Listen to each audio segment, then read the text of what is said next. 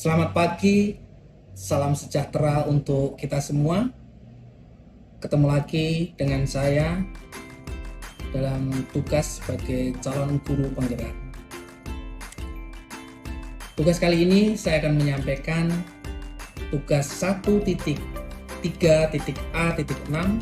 demonstrasi kontekstual modul 1.3, yakni prakarsa perubahan sebagai guru penggerak dengan kanvas Bagja. Judul prakarsa kali ini saya akan menyampaikan meningkatkan minat belajar siswa melalui pembelajaran berbasis proyek. Perkenalkan, nama saya Agus Ediwiono SPD, calon guru penggerak angkatan 10 dari SMA Mater Dei Pamuan.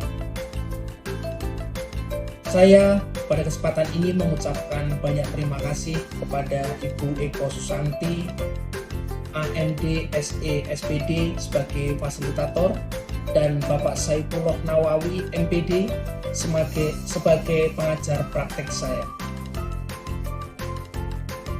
Pada tugas ini, prakarsa dilatar belakangi oleh yang pertama, minat belajar siswa yang rendah merupakan salah satu faktor yang menghambat proses belajar mengajar. Latar belakang yang kedua, yakni pembelajaran tradisional yang berpusat pada guru, seringkali membuat siswa merasa bosan dan tidak termotivasi. Yang ketiga, pembelajaran berbasis proyek merupakan salah satu pendekatan yang dapat meningkatkan minat belajar siswa karena bersifat aktif, bermakna, dan relevan dengan kehidupan nyata. Adapun tujuan dari tugas ini atau tujuan dari prakarsa ini, yang pertama adalah meningkatkan minat belajar siswa melalui pembelajaran berbasis proyek, meningkatkan hasil belajar siswa dalam pelajaran bahasa Indonesia, dan meningkatkan motivasi dan keterlibatan siswa dalam proses belajar. Saya akan masuk ke dalam kanvas Bagja. Kanvas yang pertama adalah buat pertanyaan utama. Pertanyaan pertama yang akan saya sampaikan adalah apa saja faktor yang menyebabkan minat belajar siswa rendah? Yang pertama, tindakan yang akan kami lakukan atau yang akan saya lakukan adalah melakukan survei kepada siswa untuk mengetahui masalah atau mengetahui alasan mereka kurang tertarik untuk belajar. Kemudian wawancara orang tua siswa untuk mendapatkan perspektif mereka tentang minat belajar siswa. Kemudian amati perilaku siswa di kelas untuk mengidentifikasi potensi penyebab kurangnya minat belajar dan lakukan analisis data hasil belajar siswa untuk melihat apakah ada korelasi dengan minat belajar. Adapun pertanyaan kedua, bagaimana cara meningkatkan minat belajar siswa melalui pembelajaran berbasis proyek? Tindakan yang dilakukan adalah cari tahu tentang teori dan praktek pembelajaran berbasis proyek, pelajari contoh-contoh implementasi pembelajaran berbasis proyek yang berhasil, identifikasi jenis proyek yang sesuai dengan minat dan kebutuhan belajar siswa, rancang pertanyaan pemantik yang menarik dan menantang untuk memicu minat belajar siswa. Dan pertanyaan berikutnya, bagaimana cara mengukur keberhasilan pelaksanaan pembelajaran berbasis proyek? Tindakan yang dilakukan adalah tetapkan indikator keberhasilan yang jelas dan terukur. Gunakan berbagai metode penilaian untuk mengukur pencapaian siswa seperti observasi, penilaian diri, penilaian teman sebaya, dan penilaian portofolio.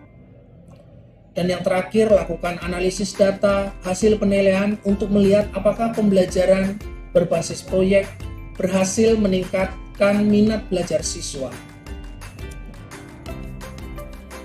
Bagian kedua adalah ambil pelajaran.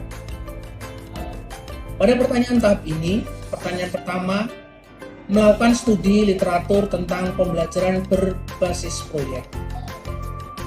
Yang kedua, mengikuti pelatihan tentang pembelajaran berbasis proyek. Adapun tindakan pada pertanyaan pertama, baca buku artikel dan jurnal tentang pembelajaran berbasis proyek, cari informasi dari situs web terpercaya tentang pembelajaran berbasis proyek. Ketiga, ikuti forum diskusi online tentang pembelajaran berbasis proyek.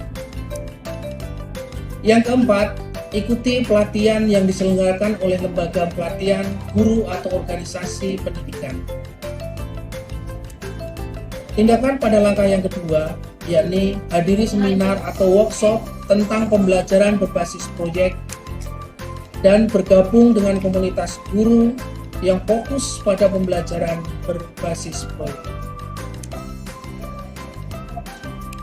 Pada pertanyaan ketiga, tindakan yang dilakukan adalah kunjungi kelas guru lain. Pertanyaan ketiga dulu, observasi guru lain yang telah menerapkan pembelajaran berbasis proyek. Tindakan yang dilakukan, kunjungi kelas guru lain yang telah menerapkan pembelajaran berbasis proyek. Amati bagaimana guru tersebut merancang dan melaksanakan pembelajaran berbasis proyek. Berdiskusi dengan guru tersebut tentang pengalaman mereka dalam menerapkan pembelajaran berbasis proyek. Pada bagian pada tahapan ini, yakni gali mimpi, pertanyaan pertama adalah mewujudkan pembelajaran yang menyenangkan dan bermakna bagi siswa. Yang kedua, meningkatkan hasil belajar dan prestasi siswa. Adapun tindakannya, pertama adalah ciptakan suasana belajar yang menyenangkan dan interaktif di kelas. Gunakan berbagai metode pembelajaran yang menarik dan bervariasi. Hubungkan materi pelajaran dengan kehidupan nyata siswa. Pada pertanyaan yang kedua, gunakan berbagai metode penilaian untuk mengukur pencapaian siswa. Beri umpan balik yang konstruktif dan berkelanjutan kepada siswa, dan bantu siswa untuk mengembangkan strategi belajar yang efektif.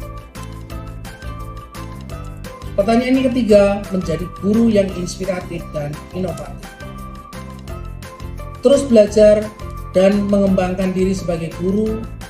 Tindakan berikutnya, berani mencoba ide-ide baru dan inovatif dalam pembelajaran. Berbagi pengetahuan dan pengalaman dengan guru lain. Tahap berikutnya adalah jabarkan rencana. Pertanyaan pertama, menyusun rencana pembelajaran berbasis proyek untuk mata pelajaran bahasa Indonesia. Menyiapkan bahan-bahan ajar yang diperlukan untuk pelaksanaan pembelajaran berbasis proyek. Adapun tindakannya, pilih topik pembelajaran yang sesuai dengan minat dan kebutuhan belajar siswa. Rumuskan tujuan pembelajaran yang jelas dan teratur. Rancang langkah-langkah pembelajaran yang terstruktur dan sistematis. Kemudian pada pertanyaan kedua, kumpulkan sumber daya belajar yang relevan dengan topik pembelajaran. Siapkan alat dan bahan yang diperlukan untuk pelaksanaan proyek. Dan buat panduan dan instruksi yang jelas untuk siswa. Pada pertanyaan yang ketiga, melatih diri untuk menjadi fasilitator yang efektif dalam pembelajaran berbasis proyek. Adapun tindakannya, pertama, pelajari teknik-teknik fasilitasi yang efektif untuk pembelajaran berbasis proyek. Kedua, berlatih memimpin diskusi dan pemecahan masalah dalam kelompok. Dan ketiga, kembangkan kemampuan untuk memberikan umpan balik yang konstruktif kepada siswa. Pada tahap yang terakhir, atur eksekusi. Pada pertanyaan ini, yang pertama, melaksanakan pembelajaran berbasis proyek sesuai dengan rencana yang telah disusun dan memonitor dan mengevaluasi pelaksanaan pembelajaran berbasis proyek secara berkala. Adapun tindakannya, implementasikan rencana pembelajaran berbasis proyek yang telah disusun, berikan bimbingan dan dukungan kepada siswa selama pelaksanaan proyek, lakukan monitoring dan evaluasi terhadap kemajuan belajar siswa, amati proses belajar siswa selama pelaksanaan proyek. Adapun pada pertanyaan kedua, kumpulkan data hasil belajar siswa melalui berbagai metode penilaian, analisis data hasil penilaian untuk melihat apakah pembelajaran berbasis proyek berhasil mencapai tujuan belajar. Pertanyaan ketiga, melakukan refleksi untuk mengetahui kekurangan dan kelebihan dalam pelaksanaan pembelajaran berbasis proyek. Adapun tindakannya, lakukan refleksi diri setelah melaksanakan pembelajaran berbasis proyek, identifikasi kekurangan dan kelebihan dalam pelaksanaan pembelajaran berbasis proyek, dan buat rencana untuk perbaikan di masa depan.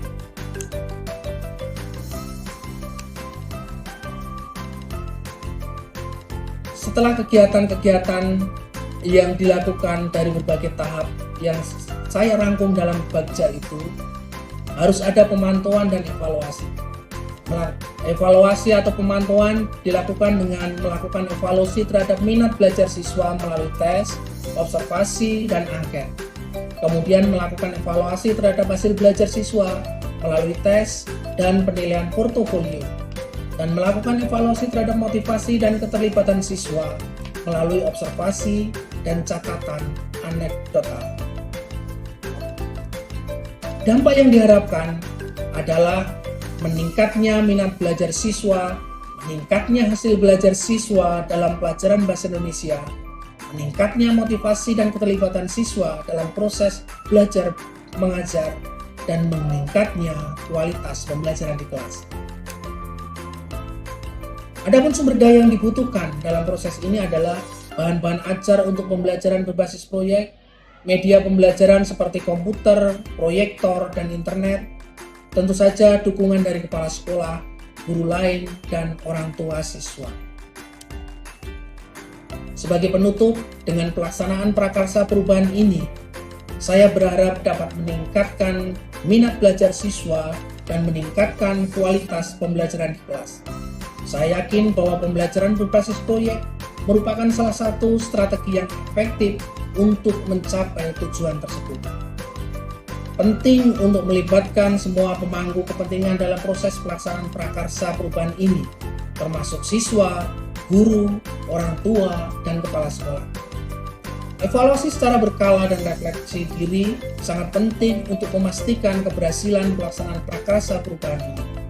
Semoga prakarsa perubahan ini dapat membantu saya menjadi guru penggerak yang menginspirasi dan membawa perubahan positif bagi pendidikan Indonesia. Terima kasih, salam guru penggerak.